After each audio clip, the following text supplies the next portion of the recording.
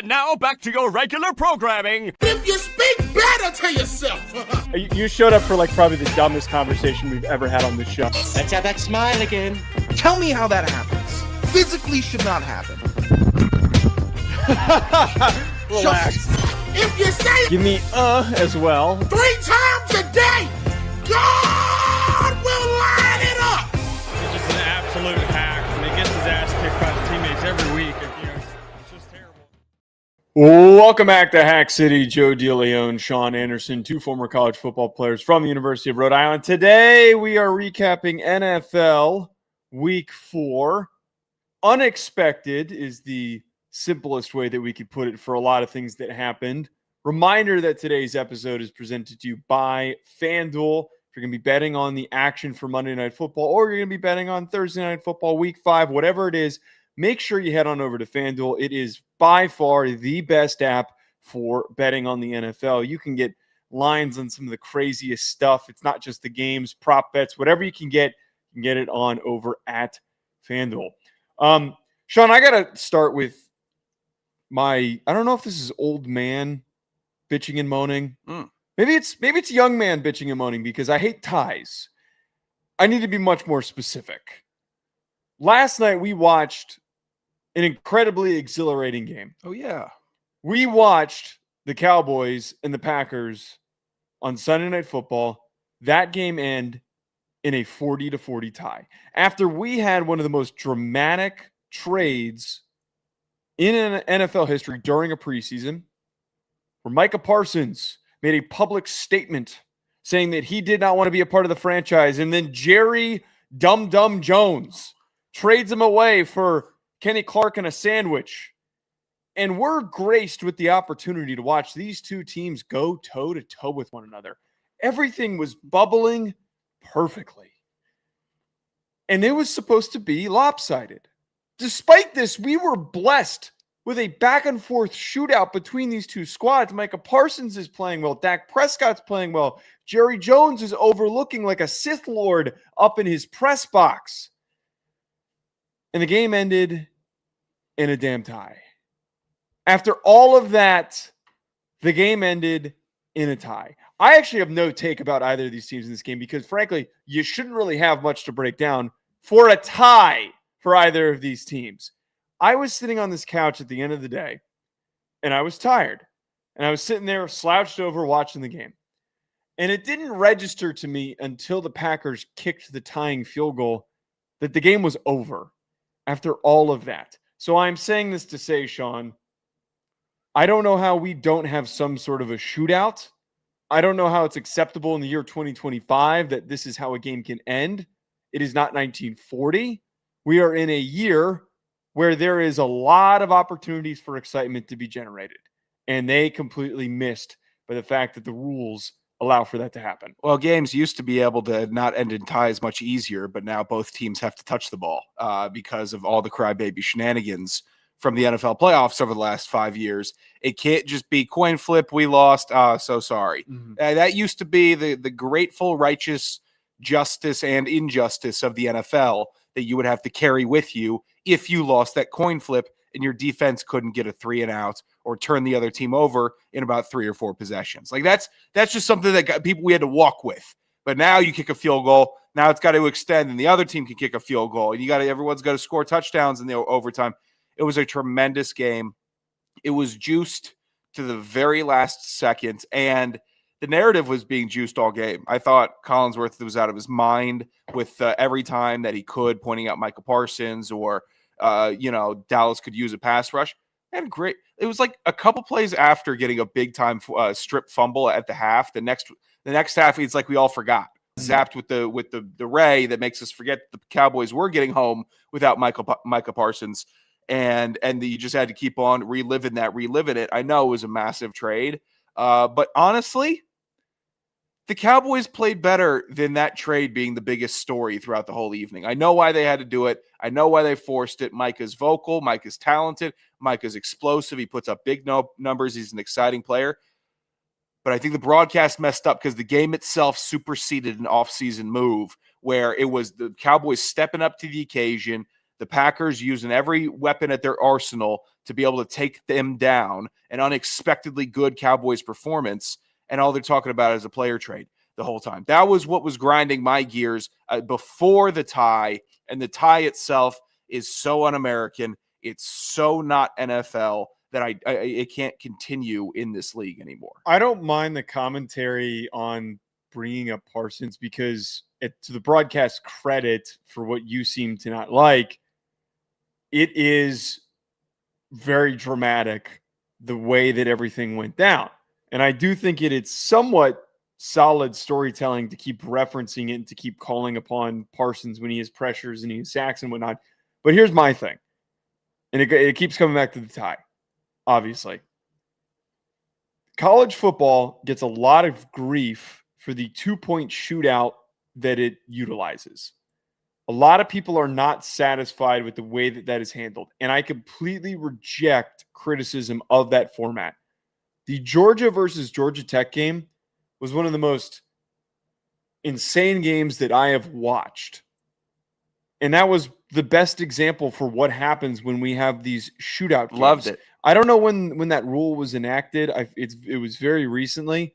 But that is what we could have been given. Georgia versus Georgia Tech, except on the grandest scale of the NFL with the Packers and the Cowboys, two of the biggest brands in the sport, just duking it out after they duked it out for four quarters.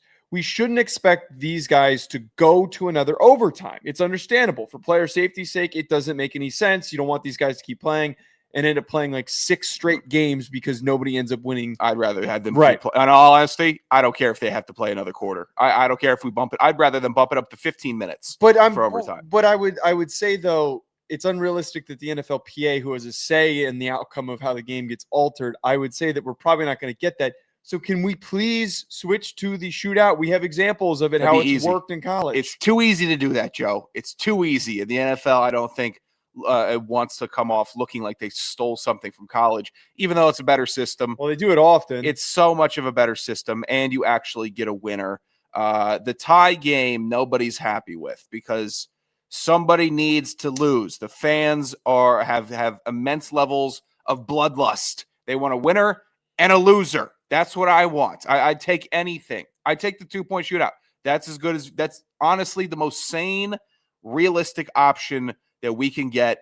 Put them on the 2-yard line. First team that doesn't have the play that goes in, you lose. That's fine with me. I'd love to see a throw for distance between the quarterbacks. If you have a guy like Milton on the team that can throw it 65 yards, let's do that. I'd take a 50-yard dash. Your fastest versus my fastest. Wait, what if we take the 2 biggest guys on every single on each team, and they both start at the goal line and they run full speed at one another? I am pitching serious options here. And the NFLPA wouldn't clear that.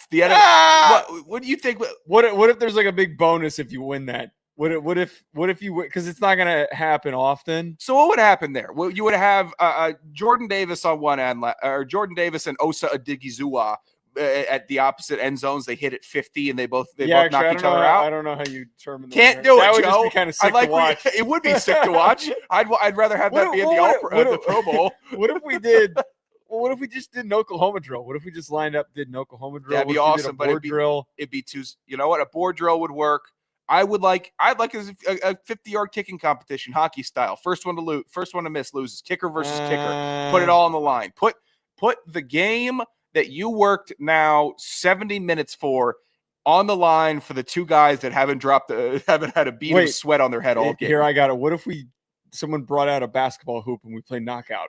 I'd watch knockout. I swear to God, Joe, I'd watch NFL knockout. If somebody could sneak that into the rule book for a very specific situation, that would be hilarious to see happen. Be like, oh, they're bringing out the hoop for this very specific rule. And then you've got Dean Blandino sitting explaining, well, you see, very recently they added this in this very specific situation. You know what? I think that Green Bay, here's what's irritating me, is that Green Bay had a second left on the clock and they decided to kick it. I know why you would. I know numerically you don't want the loss. With the loss. Is that pussy to me? Is that pussy to you to have a second left and not go for the win? They weren't in a position. Do it for country. They weren't in a position to score. My problem was how nonchalant they were about moving it was down like the 48 field. seconds left. They're at the 50. I'm like, get going, They had like a fellas. minute 20, and they legitimately had a shot to just move efficiently and then put themselves in the scoring position.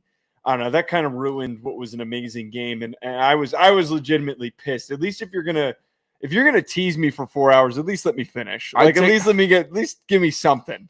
I can't look at you right I now. had a couple of can't look at you, tweets man. that I held back where I was like, that one's not gonna get. I'm gonna get yelled at for that one. Are we too grown? Or are we not grown enough, rather, to be able to say, okay, it's a tie after 70 minutes now. We are going to take it back to another coin flip, and the termination of this coin flip will settle this game, win or lose.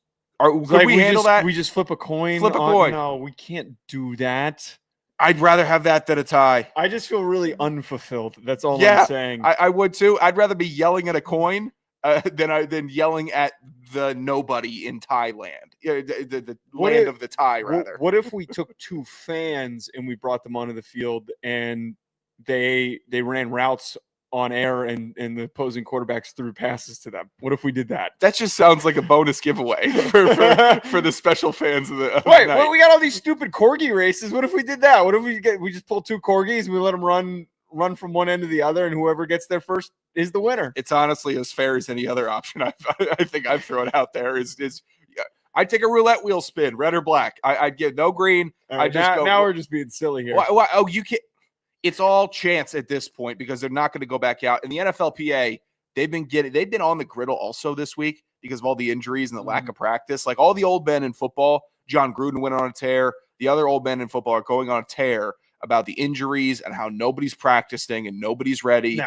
And you're telling me that they're just going to get away with less football with more games? I'm sure. The rubber is going to meet the road with the NFLPA, and someone's going to say, you guys got to start practicing, or you guys got to stop getting it, or we got to completely change the game. Yeah. We're definitely entering into a very bad because it's territory. too specialized. The NFL and the athletes in the NFL are so specialized and so hyper athletic in very specific movements that when anything awkward happens, whenever the dance routine, so to say, is messed up by a step, massive calamity. So there's only a couple ways you work around that. You practice more or you totally change the game. All right, let's get to talking about more of these games so we're not hanging too much on the Cowboys and the Packers. Sean, there's only 2 3-0 teams remaining. Are the Eagles or the Bills the best team in the NFL right now? Because right now, and we shouldn't be shocked, they're the only undefeated teams that are still sticking around to this point. How do we even think that we have enough evidence to answer that question? I think the Bills are better. I think Josh Allen's playing on a different level right now. The Eagles, even the way that they kind of let the Saints hang around a little bit. They overlooked the Saints. We all know it wasn't. We all know the Saints weren't a serious challenger to the Buffalo Bills. But what Josh Allen's doing this year looks like a combination of a good Tom Brady year and Cam Newton's MVP season, where he's running all over everybody. But, Cam's arm wasn't spectacular in that MVP season. But this year, Josh Allen's arm is spectacular. He's making all the right decisions. The Eagles are very good. The Eagles are very good, but Jalen Hurts is not close to being better than Josh Allen as a quarterback. And that matters more to me because the Bills still have a well-rounded team. They have monsters on the defense. The offense is a juggernaut.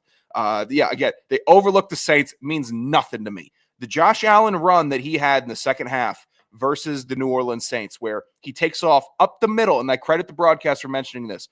All the other quarterbacks in the league, when they take off running, they're looking for a sideline. They're looking for some type of clearing so they can slide or get out of bounds. Josh Allen just started running straight, and he started running through linebackers and defensive backs, breaks 3 tackles, goes down for a 30-yard gain. Next play, a gorgeous pass. The direct next play, gorgeous pass for a touchdown, and that guy's just on a different level because he can do that whenever he wants. And that's take over a drive, say, I'm taking the game into my hands. The Eagles are like, we're going to grind you down. Welcome to the meat grinder. Hopefully you don't come back, Tampa Bay. The Bills are literally inserting their will on every team. Well, I would argue, though, I think you just provided the stake for why it could be the complete opposite. We've got this Eagles team that has just built this consistent churning formula for success. And I don't know if you saw this. There was a clip that some people have been talking about where they're walking off the field after the win and they look miserable. Yeah. They look like they could. It's not that they look unmotivated and they don't care. They just genuinely don't look happy. And I think that to me is how I know that this team is cold-blooded and how I know that this team is on a trajectory to get to another Super Bowl this year. They are the most talented roster and they're playing to that level. They've also been, if we're putting together the ratio of most challenged for early season games and the amount of success the team has had, they fit that description. I think the way that you just described the Bills are Josh Allen's the best player in the NFL at the current moment, but I don't know if his team is the best team in the NFL. It feels like he has to do a lot to help his team win. And I'm not saying that he's carrying a shit Bills team. It's not what I'm saying. I am just saying that this is a good Bills team that's a top 10 Bills team, and Josh Allen's so good, it makes them top 2 or top 3. But for the Eagles' sake, they're so balanced, even with Saquon Barkley not playing as dominantly as he's played in the past, and he's been bottled up a little bit.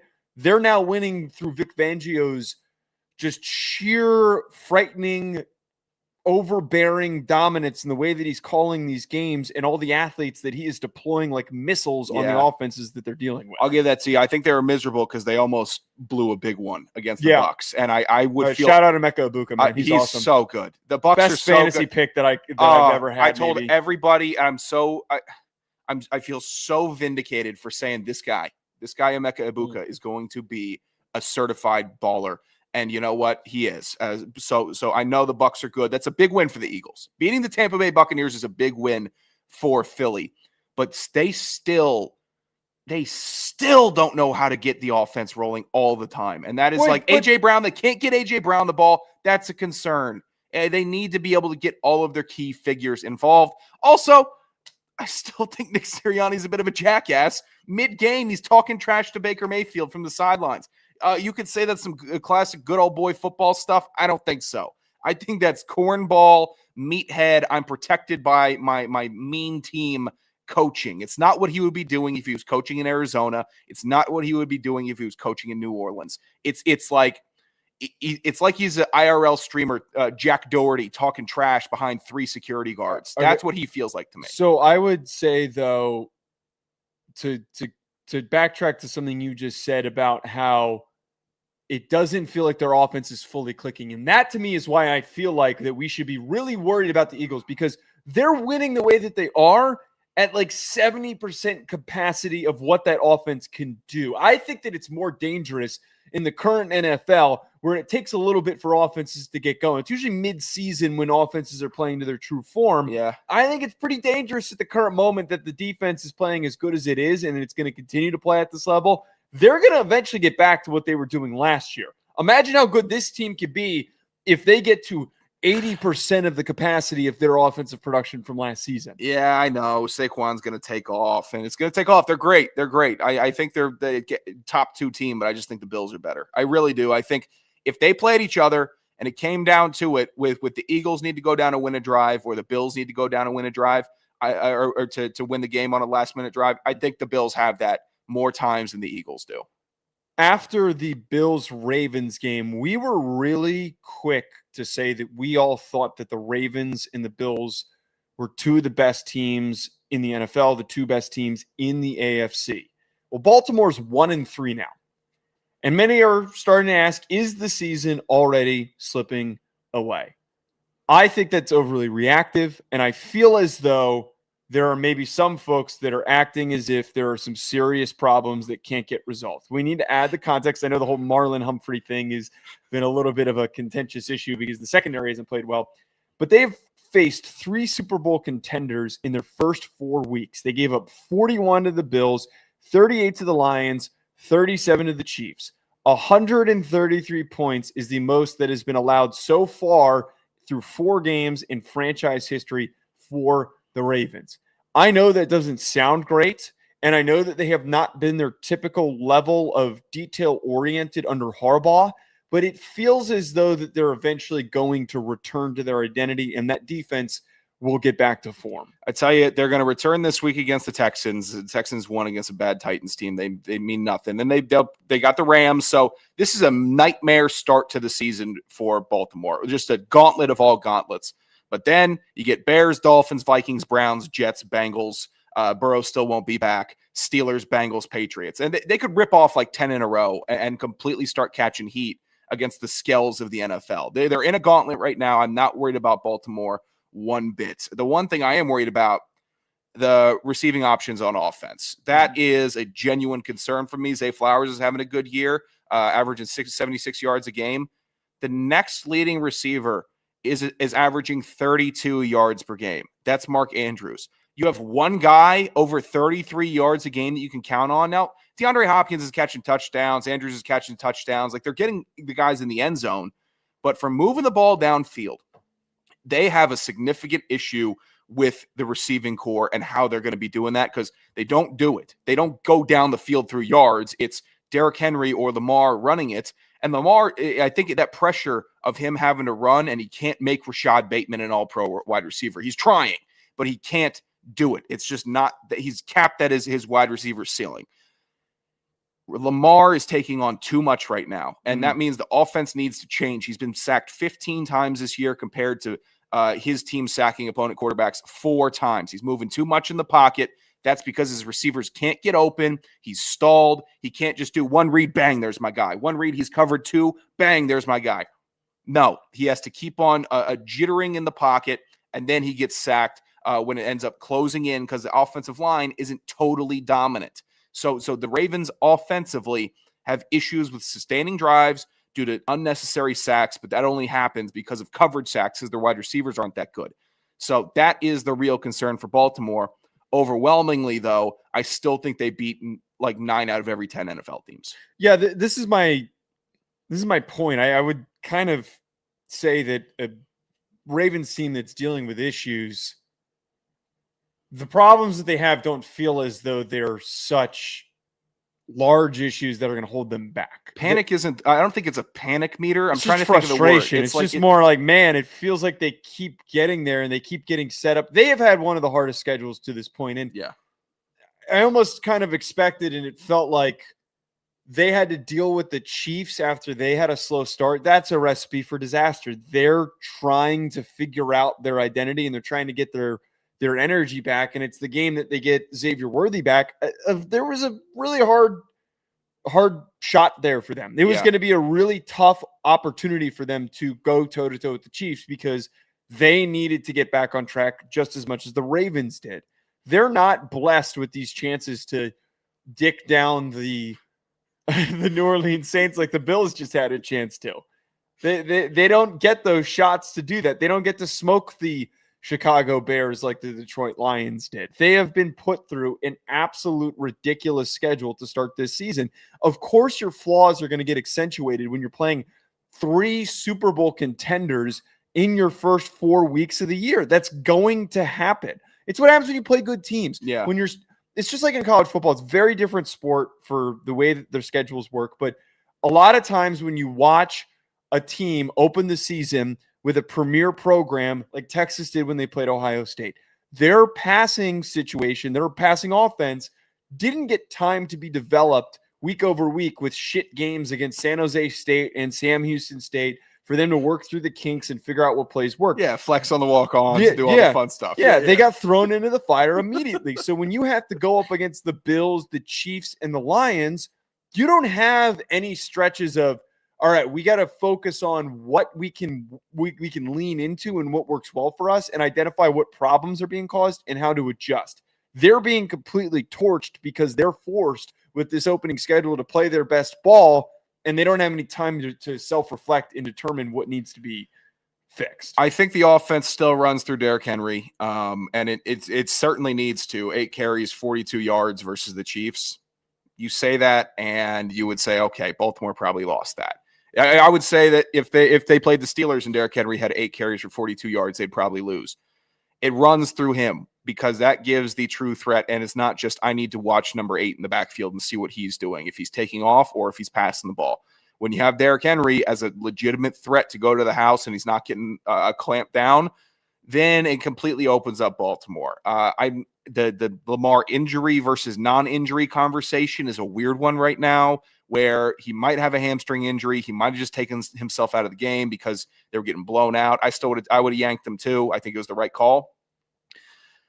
You're hoping that he's healthy. You're hoping that he can be healthy for that stretch of gimmies that they get. I'm not concerned about Baltimore. That the main point of this is it's for the NFL. It's good that Kansas City got right against a good opponent, and they are actually going to start finding their footing and become really dominant and strong again. NFL needs a villain. Kansas City's served that very well. Baltimore needs to just get right and start playing good regular season football, which they've done very well over the last 10 years. I think they get right.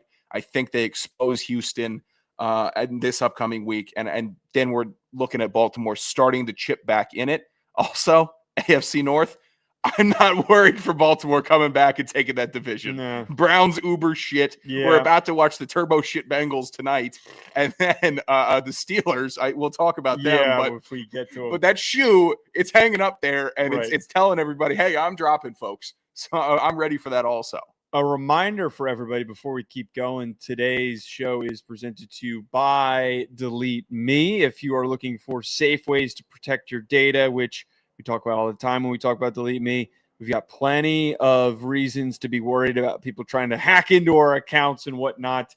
And we rely on Delete Me to protect us. Delete Me makes it easy, quick, and safe to remove your personal data online at a time when surveillance and data breaches are common enough to make everyone vulnerable. Data brokers make a profit off of your data. Your data is a commodity. Anyone on the web can buy your private details. This can lead to identity theft, phishing attempts, and harassment. But now you can protect your privacy with Delete Me. What do data brokers do? Your name, contact info, social security number, home address, even information about your family members could all be compiled by data brokers and sold online. Take control of your data and keep your private life private by signing up for Delete Me now at a discounted rate. Get 20% off your Delete Me plan when you go join deleteme.com/pro and use promo code PRO at checkout. The only way you can get 20% off is to join deleteme.com/pro and enter code PRO at checkout. It's join deleteme.com/pro, code PRO. Sean, we got to talk about Jaxson Dart. Oh, can't wait. Everyone's talking about Jaxson Dart. And is this hype real is the question that we are going Oh, it's so real, to Joe. I know. Hold you're on. leading it. It's Yeah, by the way, real. tell Chance to settle down. I stopped We responding can't. to him. He was texting me. He texted me individually and sending me like a million messages. And I don't have time for this He's on such Sunday. a girl. He's looking for the next city boy quarterback of New York. He's Yeah, such yeah. a girl. Of course, he loves Jaxson Dart. Look, he's the first quarterback in 23 seasons to win his first career start against a team that was 3-0 or better. He's the first, or they are now the first 0-3 team to beat a 3-0 team in 17 years. The one thing that is very funny about this, by the way, is Brian Daboll's demeanor. He was very somber every time something happened with Russell Wilson. Even when he played great against the Cowboys, he was just really brushing it off. Now all of a sudden Jaxson Dart's out there, and it's like a changed man. It's like the side chick is now the main girlfriend. In Everything's situation. flowers are blooming. Yeah, You got the right. rose-colored glasses on. Dart statistically didn't do anything that was wowing, but I think that every Giants fan should feel extremely justified in being excited about the future of this team. And the reason for it is that the kid has freaking grit. The kid is tough as shit. A lot of times where he just barreled through contact. They don't have any receivers right now. They can't throw the ball. Neighbors went out of the game, and he still finishes the second leading receiver in this game. Darius Slayton's not getting open. Darius Slayton's not doing anything. Hey, he had a big 3-catch, 44-yard day. They don't have any options. They had to run the ball against one of the best defenses so far in the NFL, one of the best red zone defenses in the NFL, a situation that the Giants have struggled in, which is producing in the red zone. They suddenly were productive. Him and Cam Scatterbo are providing a very different energy for this team. Brian Daboll, after the game, talked a lot about how, hey, we didn't expect this to be perfect. It wasn't perfect. There's things we got to work on, and that's very true. I think that's a pretty good foundation for the situation that they stepped into. He's got to improve on timing and touch on a couple of things, but I feel that's a very solid first start for what they stepped into. You know what I like about this Giants team and about Jaxson Dart is it was scoreless in the fourth quarter, and he didn't give the game away. He didn't throw a pick that just put Los Angeles in a position to kick an easy field goal or to score a touchdown. He didn't do that. And the defense was good enough to hold the Los Angeles Chargers, who are humming. Justin Herbert has been mentioned as like an MVP candidate, and he loses to Jaxson Dart. Oh, it's not because Jaxson Dart outdueled him. It's because the Giants and their defense were so good. So you have a good defense. You have Brian Burns, who's leading the NFL in sacks right now. You have just a really good Dexter Lawrence in the middle with the incredible interception. That was spectacular. You turn over Justin Herbert twice. That's all Jaxson Dart needs. That's all a young quarterback needs is a running back like Scadaboo who is hungry, wants to run through people's effing faces and get first downs. And then it's just me and my receivers. Let me and my receivers figure it out for the rest of the year. I bet they do. I bet they do because you can rely on a defense that can hold. You can rely on a defense that's not going to make him need to pass every single time, even if they're down. It's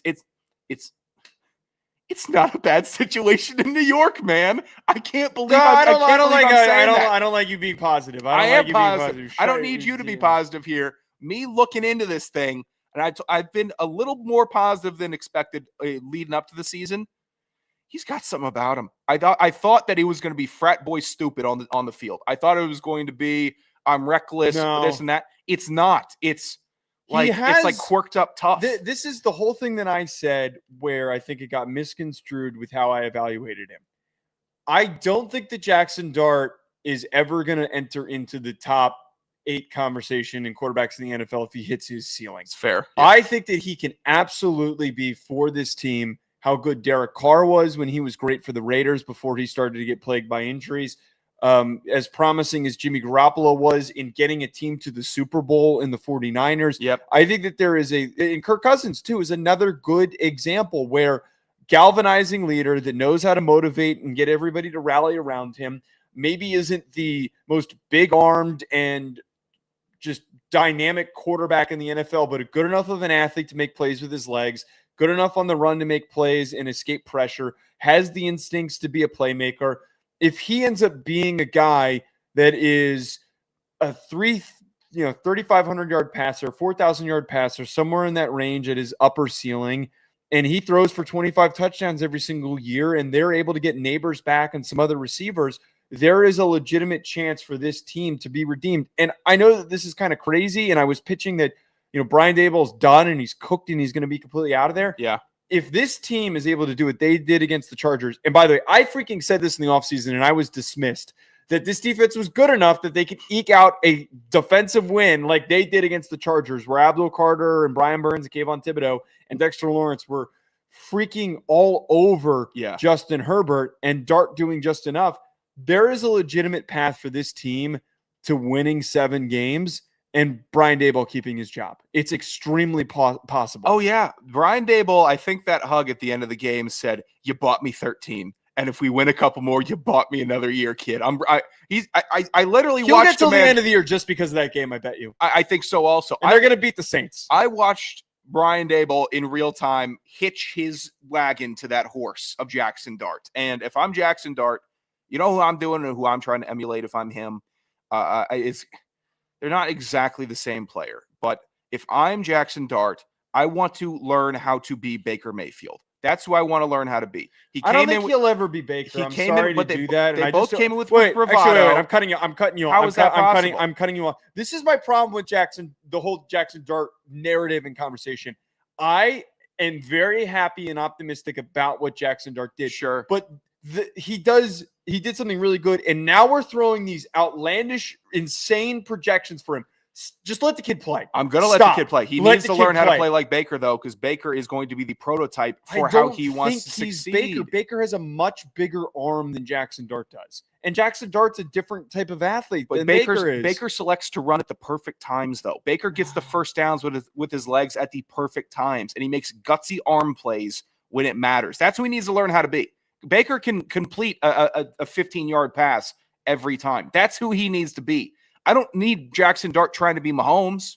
I don't need him trying to be Josh Allen just because they're both big and can run. This is my whole point. I don't want him to try to be any of those things. You can build a solid roster around him and him be Kirk Cousins, and this team eventually become a 12-win team on a consistent basis. He's It not is Kirk- doable. He's not a Kirk Cousins, though. Kirk Cousins doesn't play with balls. Kirk Cousins just You didn't think? Okay, I know that you've got such disdain for Kirk Cousins because of the version that the Atlanta Falcons. I don't even acknowledge him. I'm not talking about him in Atlanta because that's like the old man football. I'm talking about in Minnesota in his prime. He still didn't play with balls. He still just played complete check down Kirk Cousins football. Make sure I complete my passes. I agree with that. Oh I thought that God. he had some ballsy plays that he made, but he understood how to play within his. My whole point is that Dart understood in this game and eventually could understand how to play within the confines of his skill set. He did that tremendously well at Ole Miss. Like, in all seriousness, that was the one thing that I thought stood out a lot for him is he understood how to play within the confines of the offense, and he knew how to effectively set up his playmakers to succeed. It was very point guard-esque. The problem that ended up hurting him is that he struggled a lot moving from that initial read to the secondary read, which he didn't have a lot of that in this game because he wasn't really asked to throw the ball very much. I think he had 20 passing attempts. I just need him to play within the confines of the offense. I don't need him to be gunslinging risk taker Baker Mayfield because that version of Jaxson Dart, which was on film at Ole Miss in the Florida game, makes a lot of mistakes. He's not a gunslinger. That is the biggest misconception with Jaxson Dart. I don't think he shouldn't be named Jaxson Dart. Then I'm sorry. He should change his name to Ben Williams. If you don't want to be a gunslinger, change your name. If your name is Jaxson Dart with an X, you're a gunslinger in the NFL. If you're not a gunslinger, don't have the diamonds on your neck. If you're not a gunslinger, get a Kirk Cousins straight up haircut. Don't stop projecting my boy. I'm not projecting on him. And also, Baker Mayfield isn't like a risky gunslinger also. He's a move the field, move the guys down the field. He takes a lot of chances, and he's taken a lot of chances in his career. He makes a lot of nuts on the table plays. That's different than being a risky player. Okay. All right, let's get to one more game before we get out of here. I want to talk about the Cam Ward situation with the Tennessee Titans. They're 0-4, and he was incredibly candid after the game that they had against the Houston Texans. They lost 26-0. They've had 10 straight losses. Brian Callahan, 3-18 overall. They're just bad. Cam Ward has had or gave the most blunt assessment of his team that I have ever heard a rookie give. And it's the biggest reason why I respect and love Cam Ward. Yeah. People say that he was very nonchalant. I think that is bullshit, and I think that it was proven to people the way that he talked about this team. He said, we effing suck. He said, we're ass. That is what his message was to his team after the game, that they have to be better. I wish more quarterbacks did this. And I respect the hell out of Cam Ward acknowledging that what they're currently putting out there on the field is not going to produce winning football. You know what Cam Ward acknowledged? He acknowledged everything that we knew the whole year walking into this season. We all like Cam Ward. Everyone likes Cam Ward. It's just a bulletin. Everybody likes Cam Ward. He's a great kid. He's got a great like quarterback mentality, football player mentality. He says everything right at the podium. But all off season, it just had to be jammed down our throats. Cam Ward, is the most least talked about quarterback of all first overall pick ever. It's because we all knew the Titans blew dog. We all knew that. So why are we going to? I actually think that we were responsible with Cam Ward. So we weren't projecting him as a savior because the Titans were so bad, because their coach is so bad and ownership is terrible, and they just keep on making mistake after mistake after mistake, like operationally. And they have a great young quarterback that I'm not going to give up on until I see him in a different team's colors, or until I see the Titans actually put a real team around him. I'm not giving up on this kid. I believe in him. I don't believe in the Titans. So this whole, we need to show Cam Ward more love before the season kicks off. The Titans blow. I don't need to show Cam Ward love. They're going to be a bad team this year. They might not win a game. They really might. They might get one win, and that's going to be bad for them. And they're going to be right back in the mix. But I believe in them. I really do. The Titans, though, I can't believe it. They are so tragic. And they're as tragic as New Orleans. They're as tragic as every other bad team, if not more, because they're just going to be suited up for that next number 1 overall pick next year. Which it might not be bad for them if they have the first overall pick in this upcoming draft. Brian Callahan's probably not going to be sticking around, by the way. No. But it might not be bad for them because you're in a situation where the Saints and the Raiders, potentially the Jets, The Raiders are awful. You've got all these teams that are going to be likely drafting or want to draft a quarterback, and there's going to be a race to get to that first overall pick. If you're sitting in that first overall pick spot, there's not really a pass rusher or an offensive lineman that's that good that you should sit there. They could get a nice little payout from somebody who wants to trade up to build and acquire all the pieces that they need to build around Cam Ward. I think that is the best possible path forward. I'd be curious to see what happens in who they end up hiring. I don't know who that is. Probably gonna be it's Tennessee. They're gonna make some other move that's way too cute instead of going after the real smart play. They're gonna botch it. They're probably gonna botch the draft pick trade. They're going to do exactly what you said. Also, I think. But Cliff Kingsbury. That'd be Air great. Raid King. I Air don't know raid it why up. people keep crapping on Cliff Kingsbury as a head coaching option. I love Cliff Kingsbury. I just think he's better as that Arizona He's a great time OC. was so weird. He's I like him as an OC. But he's a great offensive mind, and I would argue a lot of times the most successful coaches are the ones that failed and had chances to reflect. It's a tough sport to succeed in right off the bat. You need to be able to make some mistakes before you can find success. I got you. I'm not jumping out of Washington before they get young again because they're going to get young after this year. They need to. But the Titans, they need the wide receiver room overhaul. Stop trying to sell me on Calvin Ridley. We all knew what was going to happen with Calvin Ridley. Like Calvin Ridley taking that year off hurt Calvin Ridley. Calvin Ridley without an elite quarterback that's not his guy. He needs to have the ball put right on his hands. And that's not the situation in Tennessee. He's going to be moving on. Like A.O. Manor, he could stick around. He looks solid. He's had a fine start. Redeemability there. You need options. You need options for Cam Ward. The way that they were working in Miami with a lot of guys getting open, spread it out wide, big strong running back in the backfield, and then let the offense roll. Let them just go down and play ball. This Make it sound so simple. It should be simple, but what the Titans are doing makes it look real hard. They make it look like the toughest math examination on the planet Earth, where it should be simply snap ball, let the quarterback throw it to an open receiver. Instead, they are just like a lifeless corpse of a team, just a husk trying to play football. I hope Cam Ward has a great. I hope I'm rooting so hard for this guy, but God, the Titans did nothing to help him. They did nothing. We will be back later on this week at Joe DeLeone at Sanderson Radio at Hack City Pod. Call in 201-834-4308. We will get back to the mailbag at some point. We will eventually soon, in a couple of weeks, have a little bit of an announcement on our betting content and what we're going to be doing with that. We had to do a brief pause on that. We'll talk to you guys later. Enjoy the rest of your week.